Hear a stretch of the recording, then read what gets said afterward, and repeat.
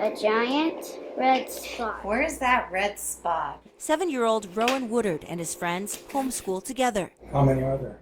127. Not all children fit within the box of public education. Rowan has autism and other disabilities. He had been kicked out of a couple schools. They couldn't accommodate his needs. Rowan's mom, Leela, signed up for an empowerment scholarship account, money she mostly spends on tutors and classroom supplies. For her, it's about equity, individualizing instruction to give her child the best opportunity to learn. We're seeing a lot of people very happy with the program and how it's helping their children. State law requires families to use a portion of their ESA monies for reading, grammar, math, social studies, and science, but the rest could be spent on anything educational. The ABC 15 investigators obtaining this state data showing $300 million worth of purchases using ESA money in the last year.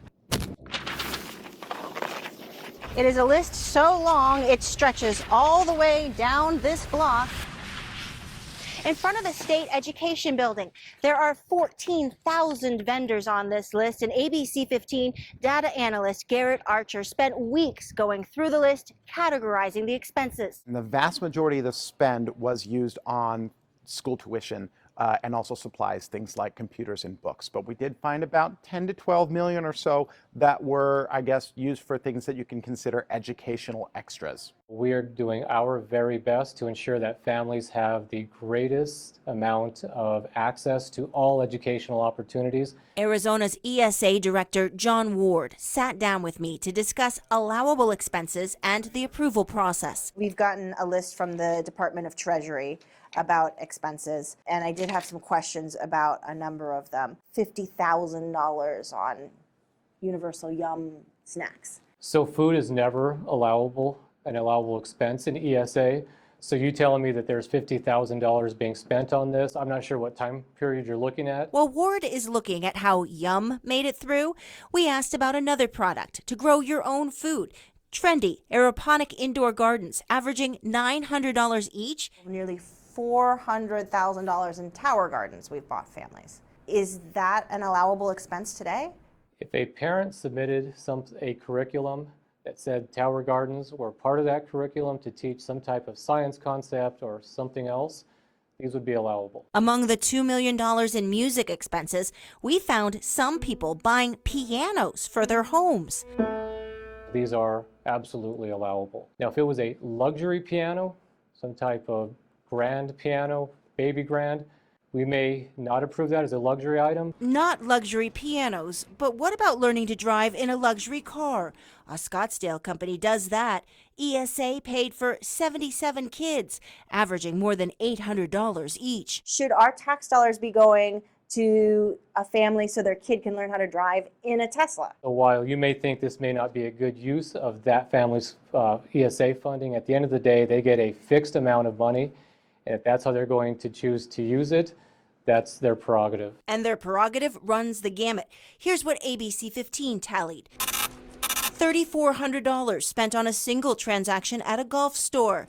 A nearly $10,000 transaction at a sewing machine company. 34 purchases at a company that sells food freeze-drying appliances. More than 100 passes to the Snowball Ski Resort.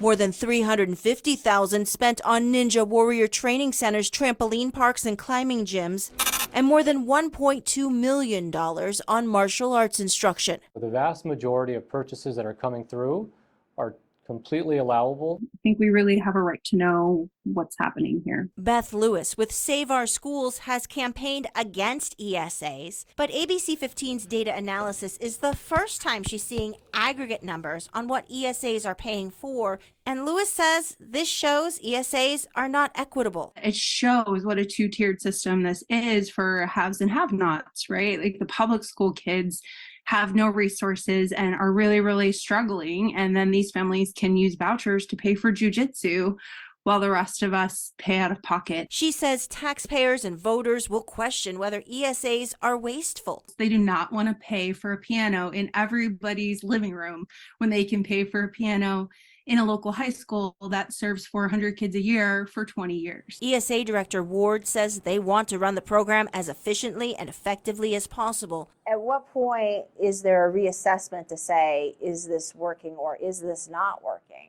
That's a policy question that the legislature and governor will answer. Uranus.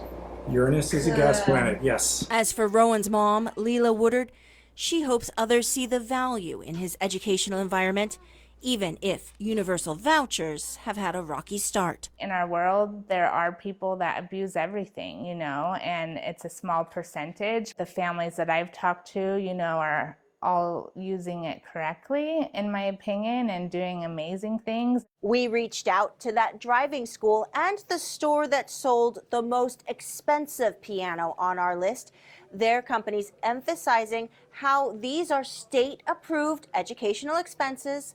Their customers have a variety of options at multiple price points, and they said that there is a lot of value in learning an instrument and learning to drive well. I'm investigator Melissa Blasius, ABC 15, Arizona.